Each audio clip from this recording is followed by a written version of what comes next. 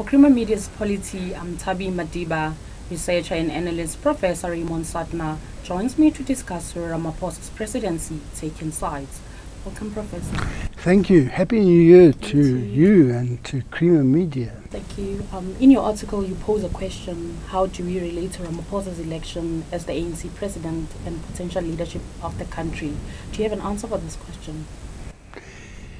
Well, I tried in the article to be constructive, because when I've written on Cyril Ramaphosa in the past, I have been critical and I have said there's a lack of vision. Someone yesterday was saying he's got a lot of vision, and first person who writes his own speeches and things like that. What I was saying is that we don't have an idea of what he stands for and all of that.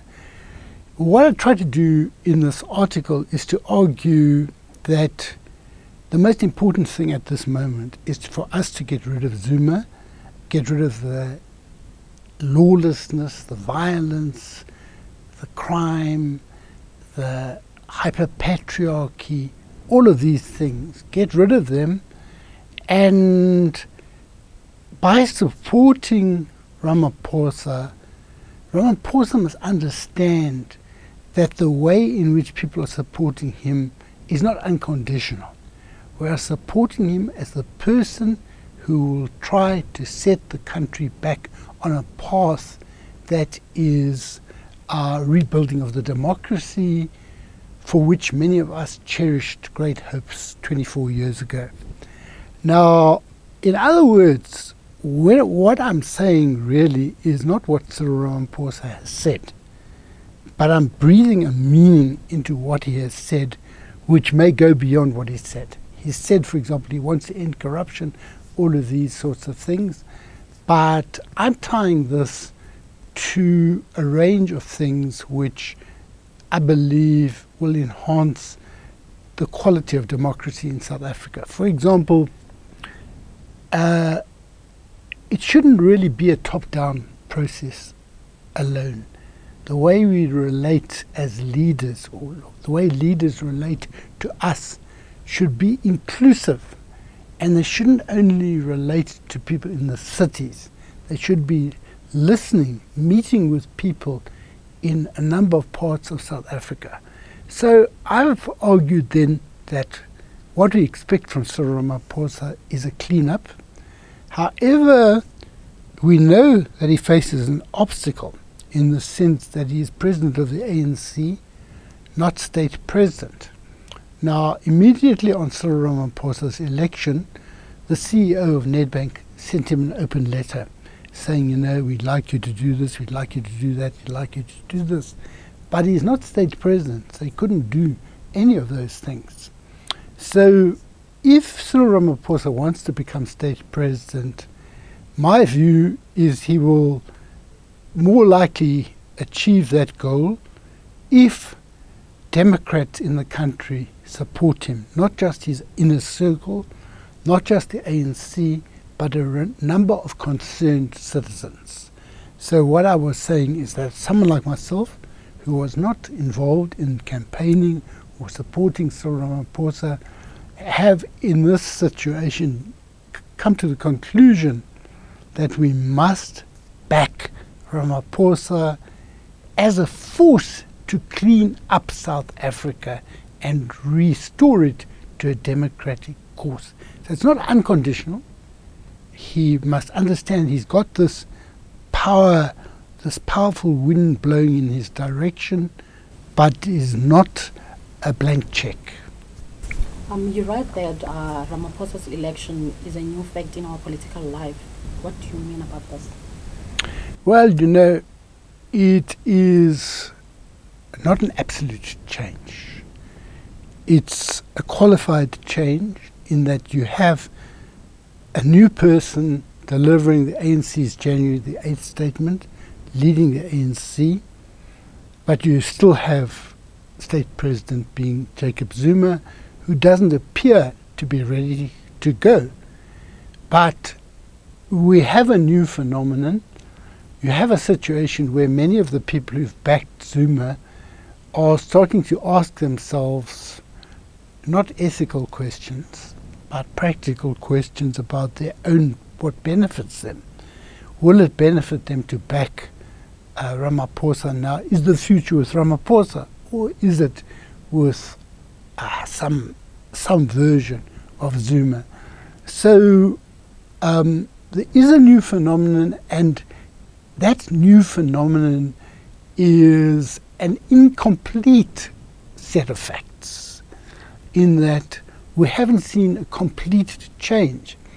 You've seen, for example, that the election of the ANC top six was a mixture of people who were pro-Zuma or ambiguous and people who were pro-Ramaphosa. But the whole ANC conference was really not very politicized.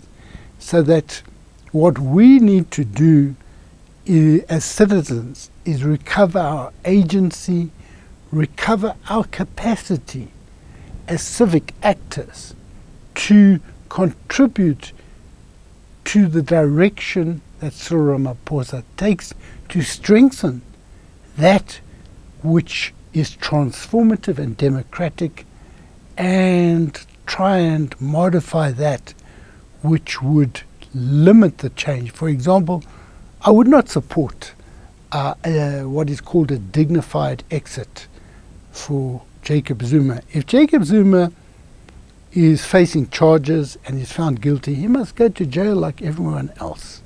And I think that it may well be that amongst a number of people who ought to exchange suits for orange overalls could be Jacob Zuma. And I don't think we must offer a Mugabe-type deal with, it's illegal anyway, with immunity from prosecution, or if he's acquired wealth which is wrongfully obtained, our job is not to hinder any efforts to recover those things if they have been acquired illegally. So things have changed, but it's still completely unsettled at this point in time. I'm not sure what is going to happen. The courts are very important, but you know, the courts are reluctant to get involved in matters that are political. Will the dark cloud of the Marikana tragedy hamper Ramaphosa going forward?